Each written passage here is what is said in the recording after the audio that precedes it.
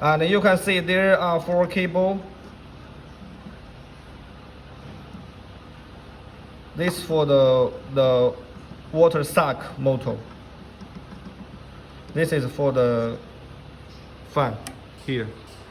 This is L. This is N.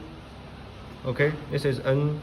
This is L cable for the fan, for this direction, and that direction. This is for the suck motor. This is O. And the water sensor, you press to 2 or 1, both okay, but do not press to 0. Do not press here. And this is the rotation wheel for the fork output. This is big, this is small.